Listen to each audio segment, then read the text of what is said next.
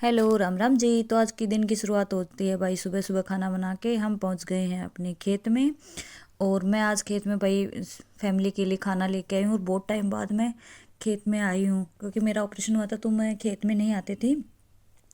खेत में भी देख सकते हो अभी धान का सीजन चल रहा है, धान जड़ाई हो रही है, कटाई हो रही है।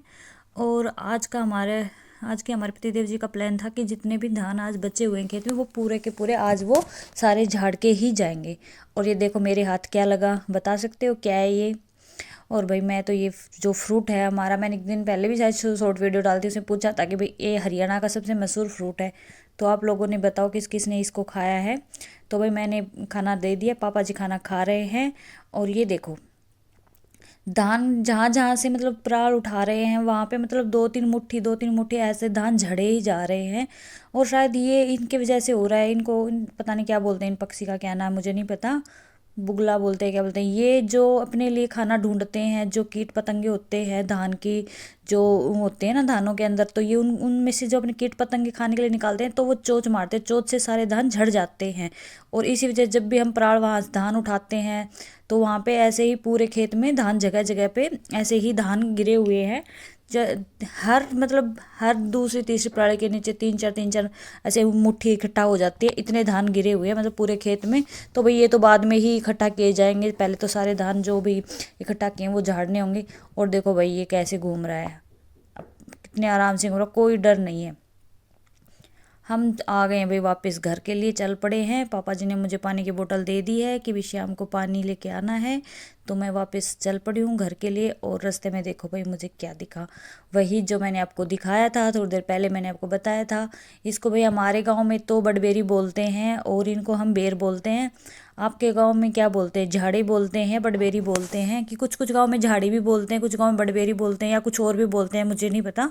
पर हमारे गांव में बड़बेरी बोलते हैं। और भाई मैंने बहुत टाइम के बाद ऐसे बड़बेरी देखी। और मैंने बचपन में बहुत बेर खाए हैं, बहुत बेर खाए। और मुझे ना कांटे चुभ रहे थे तोड़ते हुए, लेकिन फिर भी मैं रुक नहीं रही थी कि नहीं मुझे तो आज बहुत टाइम बाद मिले, मुझे तो जितने मेरे से तोड़े जाएंगे मैं तोड़ के लेके जाऊंगी।